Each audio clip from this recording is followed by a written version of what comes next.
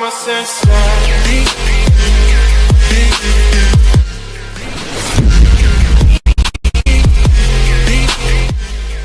The first election day since Donald Trump was elected president a year ago brought a funereal mood to Washington that you could feel on the streets.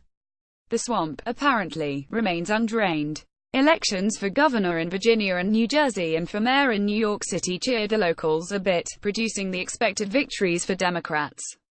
Virginia was the most consequential of these. It seemed a harbinger of the next presidential race. The moderate, decidedly un-Trumpian Republican Ed Gillespie was accused of making ugly racial appeals, this for expressing the opinion that the statues of Virginia's Civil War heroes should not be raised in a frenzy of revisionism. 57% of Virginians want the monuments to stay up, too, producing a rough equilibrium. They are scared to death to say so, and the political class is scared to death of their power. There are signs that politicians' fear is on the wane. The Latino Victory Fund, a group that opposes Gillespie, ran a television advert that showed a redneck driving a pickup truck with an Ed Gillespie sticker on it. He was speeding through a suburban neighborhood after non-white children, as if to run them over. The president himself missed the anniversary on his tour of Japan, Korea and China. In seeking a solution to the Korea crisis, Trump has lately been putting a lot of trust in China's ability to influence the North.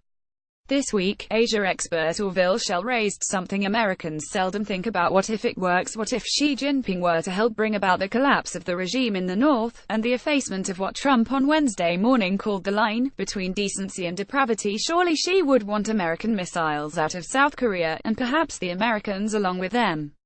What then? Special counsel Robert Mueller's investigation into the claim that the Trump campaign colluded with the Russians to get their man elected last fall is not producing much evidence of campaign wrongdoing.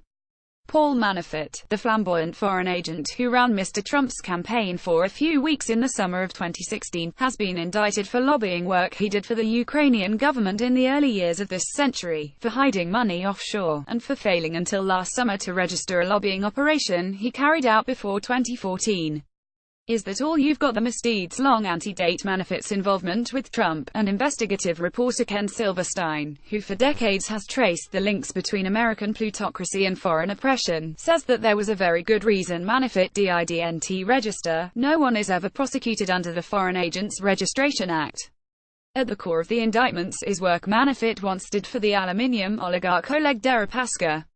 The two work closely together, although there have been no reports that Manafort was ever invited on board Deripaska's 238-feet yacht the Queen K off the coast of Corfu to chat with the man himself, as George Osborne while Shadow Chancellor and Peter Mandelson while European Trade Commissioner were in 2008. You can tell that Republicans are a party with a death wish whenever they roll out one of their fantasy tax plans. There was a new one last week, which actually had some good things in it. It cuts the high 35% corporate tax. It eliminates the marriage penalty for income tax. It abolishes the arbitrary alternative minimum tax. But what will stick in most people's heads is this: the cuts for big moguls are paid for by eliminating the mortgage interest deduction on homes over $500,000. In other words, it will take $100,000 or $200,000 right off the top of the value of every middle-class home. This is the exact opposite of the way Trump promised to govern. Trump won't be around forever, but apparently the party's genius for losing elections will be. Perhaps photos of Julie Briskman's backside have made it across the pond to England. The 50-year-old employee of Akima LLC was out cycling near the Trump National Golf Club in Loudoun County, Virginia, in late October when the presidential motorcade rolled by. As she pedaled along, she gave the cars the single-fingered American breast honor. It happened there was a press car in the entourage. Photographers from Agence France Presse and elsewhere put their shots online. They went viral and she added one to her own social media. A bad move by Julie. Akima is one of those government-dependent firms around Washington that are very circumspect about what exactly they do. Its website says Akima LLC's business groups and their operating companies represent an uncommonly broad array of specialized talents, technologies, domain expertise and proven program success at some of the most visible and demanding implementations across all of government and industry. Whatever they do, it's not considered good form to give the president the finger. Julie lost her job, but maybe that bad move is going to turn into a good one. Someone has set up a GoFundMe crowdsourcing page for her and it seems to be accumulating donations at a rapid clip.